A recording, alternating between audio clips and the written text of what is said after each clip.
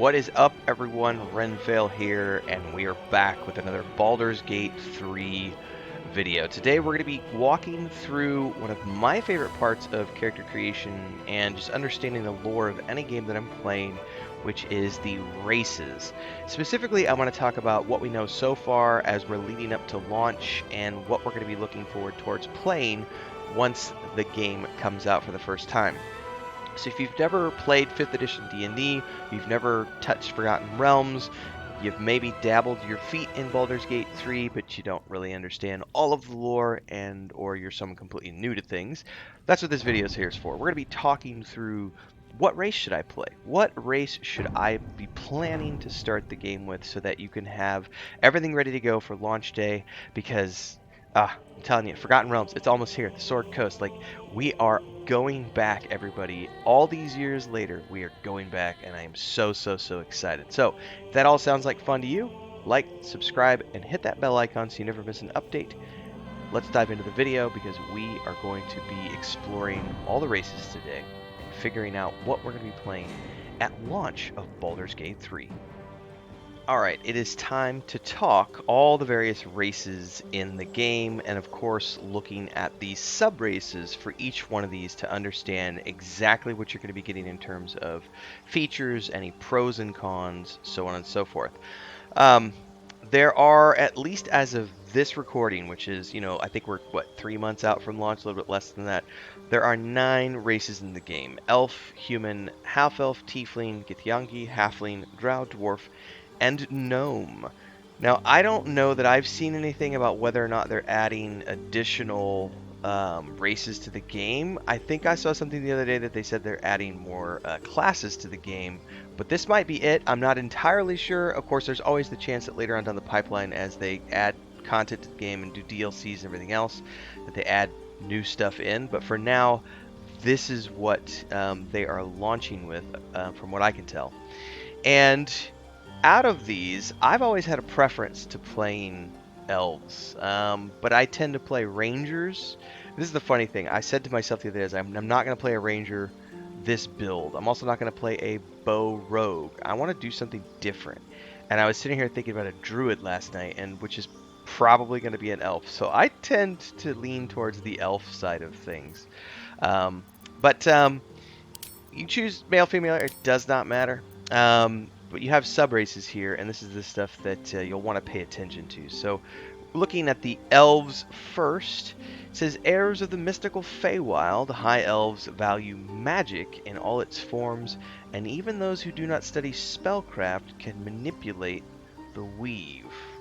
So even the uninitiated of the high elves can manipulate the weave and do stuff with magic, which is really cool. Hang on. The other subrace is Wood Elf. These elves spend their reclusive lives in Faerun's forests. Decades of training in archery and camouflage are enhanced by an otherworldly swiftness. So I have played lots of Wood Elves in my time, everybody, because you get the all the bow stuff. But one of the things I forgot to take a look at was the subrace traits. So High Elves get the base racial speed and intelligence +1. Wood Elves get Wisdom +1, Mask of the Wild plus the base racial speed. Mask of the Wild is really cool. It's proficiency in stealth, and it says you're raised to blend in to your natural surroundings. Really cool stuff. So I like Wood Elves a lot. Going into the humans next, we have the race features, the basic stuff. Most common race in Faerun, humans are known for their tenacity, creativity, and endless capacity for growth. Base racial speed, and then we've got, they could do 9 meters per turn. Strength +1, Dex +1, they get a +1 across the board to all their stats.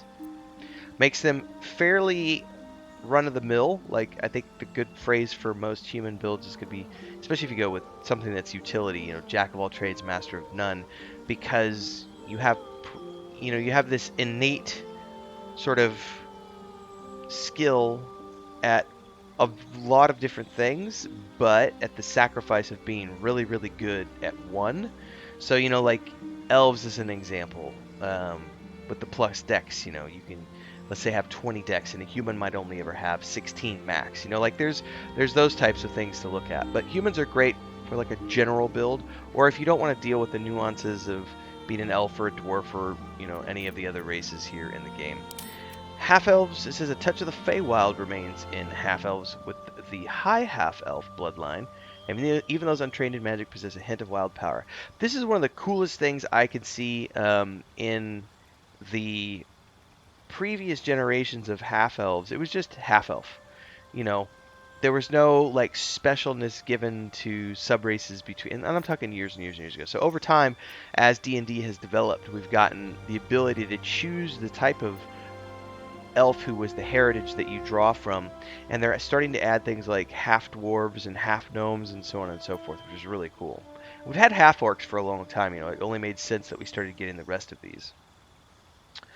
The high half elf, you get to choose. It looks like you could choose to spend a couple of points improving things that you think are going to be best for your build, and then you automatically get a +2 to charisma. So you can adjust these as you want. And then, of course, the base ritual speed of 9 meters.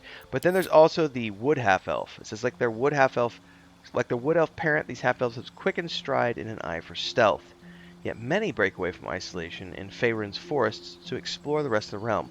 Similar here, you get 2 points to put where you want, +2 to charisma, dark vision, Fey ancestry. Dark vision is so cool. Fleet of foot. Your movement speed is 10.5 meters instead of only 9. Very cool. Very, very cool. Then we can head over to Tieflings, and similar to some of the other ones, you've got multiple sub-races to choose from. So Tieflings, if I remember correctly, and I've never played a Tiefling, this is why I'm saying if I remember correctly, it's a half demon, half human pairing, right? I think that's what they are. If I'm wrong on that, let me know, everybody. So they have the Asmodeus Tiefling. It says, bound to Nessus, the deepest layers of the hells, these Tieflings inherited the ability to wield fire and darkness from the Archdevil Asmodeus' infernal bloodline. Then you have I'm going to butcher that. Descended from the Archdevil Mephistopheles? If I'm pronouncing it right or wrong, somebody let me know. These Tieflings are gifted with a particular affinity for arcane magic. So if you were going to build a mage, or like maybe even a bard, that might be the one you want to go with. Zariel Tiefling. Tieflings from Zariel's bloodline are empowered with martial strength and can channel searing flame to punish their enemies. Okay. So also, Zariels get +1 strength, +2 charisma, +1 intelligence, +2 charisma, +1 intelligence, +2 charisma. So, man, I've never played a Tiefling, but I would be sorely tempted to do a, like, Tiefling mage or a Tiefling bard. That sounds like a hell of a lot of fun. Pun intended. Sorry, guys, I had to go there. Githyanki. I will never play a Githyanki. I just don't swing that way. But I will say, what's her name? Lariel? Or, I'll remember her name here in a little while. The Githyanki you travel with in the early stages of this game's story is really, really cool. She's not nice, but it's a really cool moment to see one of these, up close and personal. Yeah. Anyway, +1 intelligence, +2 strength, light armor proficiency, medium armor proficiency, short, all those things. Peerless warriors from the astral plane, Githyanki are known for their legendary silver blades and red dragon mounts. They seek the total destruction of mind flayers, whose ancient empire enslaved the Githyanki for millennia. So this has always been like a fun, any campaign I've ever played, at some point back in the day when you were playing like, first or second edition, at some point you were going to come up against mind flayers and Githyanki, because they were at like the higher levels of gameplay, and it was always super challenging, because that's when you're starting to get into that content like red dragons and these things that can control your mind and everything else, and you're needing 7th, 8th, 9th level spells and stuff, or not 7th, 8th, 9th level spells, but 7th, 8th, 9th level or more, 15th level, and having access to like 6th level spells, 7th level spells, and so on. It was really cool to see Githyanki as a playable race this time around. Definitely, I think it would be really, obviously you could play a good Githyanki, but I feel like this is not a point in Faerun's history where Githyanki are like abandoned as children or something that would orphan one to grow up. Plus we don't know if there are, any sort of innate instincts that they carry through their bloodline, kind of like a cat or something that is just instinctually always going to crave violence. We don't know enough about who the Githyanki are as a race, because I think it's the first time we've ever seen them as a playable race. So they have a lot of opportunity to really grow this idea out.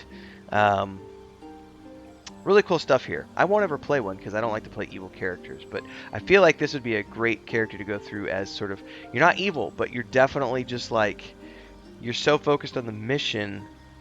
I think that would honestly, some people might feel like that would feel like a neutral evil character, but I don't know that it's necessarily evil. It's just I'm doing, well, it is sort of, I'm doing anything I need to for me and for mine to survive.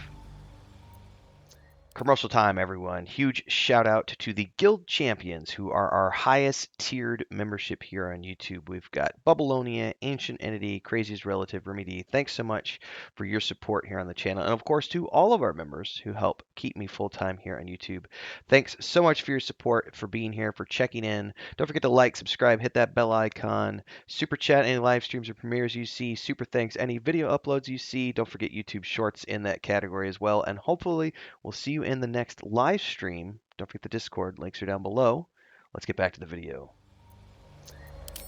Halflings. I have played a lot of Halflings over the years because they make great thieves. So pretty much every Pillars of Eternity, all those games, every single character I play, the very first character is always always a rogue when I play those games. And if I'm not a Halfling, I'm an elf. But I'm almost always halfling when I do rogues, and almost always a wood elf when I do rangers. And those are like my two favorites over the years. But you have the Lightfoot halfling, which gets +2 dex. They are brave and they are lucky. They are naturally stealthy. +1 charisma. Base racial speed sucks though, so you have to make up for that. Strong heart is +2 dex. Constitution +1. It says stealthy but social. These Lightfoot halflings travel all over Faerun to make names for themselves. And the Strongheart halflings, it says legend has it that dwarven blood gave Stronghearts their hardiness. Resistant to poison and well springs of endurance, these halflings easily hold their own. Halflings are so awesome. I think that the female halflings and female dwarves in this game look really, really good. That one, is it a halfling druid that you, or she's a dwarf druid? I think it's a halfling druid that one of the healers, like, apprentice that you meet in the druid circle. She's really well done. Her character and everything is just really well done. Can you imagine just being a little short stack running around with a big axe? I'm a barbarian halfling. I don't know if you could do a barbarian halfling, but that sounds amazing. Oh. He looks good. I can dig it. Drow. We're actually getting the chance to play Drow for the first... Is this the first time? I can't remember if this is the first time. I feel like I might have been able to play Drow somewhere else, and I can't remember where or when. But you get to play a Drow, and there are several different types of Drow to choose from, which is really, really, really cool. And I love the fact that in Baldur's Gate 3, if you've not played the early access yet, interactions with NPCs can dramatically change depending on who's in your party, what your answers are, whether or not you fail or succeed at rolls. There's different checks depending on what your skills and things are. Like, there's so much complexity to Baldur's Gate 3 that I've seen so far that this might be the first time that I go through with a kind of like evil character, just to see what it's like to do it, because you know, I liked when I finally did the Sith side of Star Wars: The Republic. I had a lot of fun, so if I, you know, I won't do a Githyanki, but I'll probably do a Drow at some point down the road. They just look so cool. Loth-sworn Drow were raised by Loth's cult in the city of Menzoberranzan. They embody the virtues of their corrupt and merciless goddess. Loth marks her followers with bright red eyes, so those in the Underdark will learn to fear them on sight. +2 dex, +1 charisma, rapier proficiency, short sword, hand crossbows, superior dark vision, fan, stress tree. The really cool thing about Drow is they actually have amazing stats, and they're they are superhuman, right? However, they're hated everywhere because of their dark allegiances. And so that's the pro and con. You get these amazing bonuses and stats and everything else and proficiencies, but no one likes you. Some will just kill you on sight. And there's the Celadrine Drow. Celadrine Drow can be found seeking allies from all over Faerun, aiming to settle their conflict with Lolth and each other by any means necessary.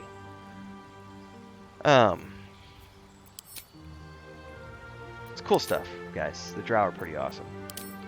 And dwarves. I have played my fair share of dwarves over the years. I like dwarves a lot.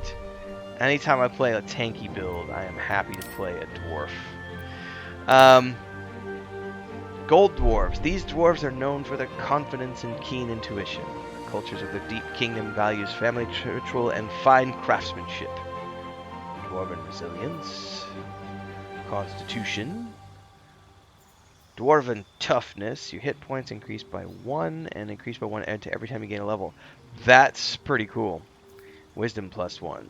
That's got to be a stout little cleric right there, or a warrior of some type. Shield dwarf.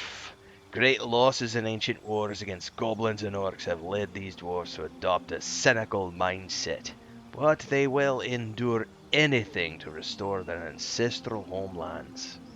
+2 con, +2 strength. Man, does he not look stout as fuck? Give me an orc here or two to cleave, and I'm your man. I'm your dwarf, not a man. I screwed that up, didn't I? On to gnomes. Dude, the first one I get is like, I am the best rogue of all time. My name is Gnome, the gnome. You like, no? Forest gnome. Even smaller than their cousins and twice as reclusive, forest gnomes are a rare sight in Faerun. They master magic and craftsmanship in their distant, idyllic groves. +2 intelligence. What is gnome cunning? Advantage on intelligence, wisdom, and charisma saving throws. Dex +1, dark vision. Holy moly! Okay, guys. So, when did they put forest gnomes in? I forget. Maybe I've just never... I think rock gnomes were the most recent.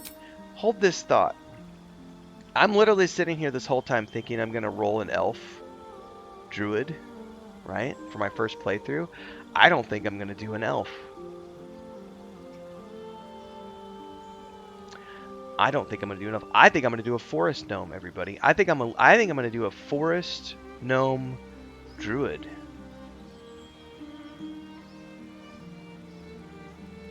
I might just do that. That sounds pretty cool.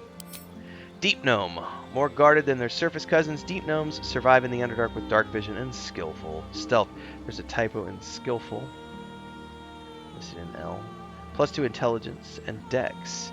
Stone camouflage. They get advantage on stealth checks.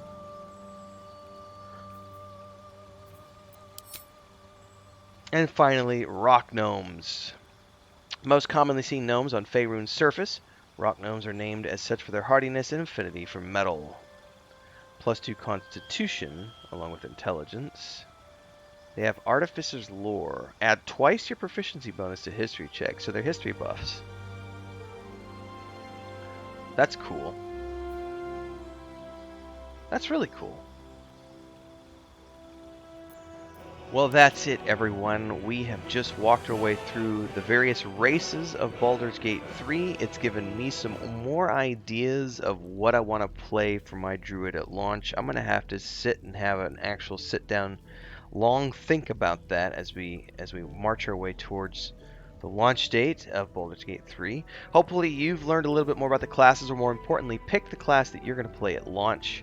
And of course, if they add any more to this over the coming weeks and months leading up to launch, I will add to this or create a new video and let everybody know. In the meantime, thanks so much for following along. Can't wait to see you tuning into one of the live streams. Like, subscribe, hit the bell icon, support any way you can. We'll see you over in Discord in the next video. Until then, stay safe and happy gaming.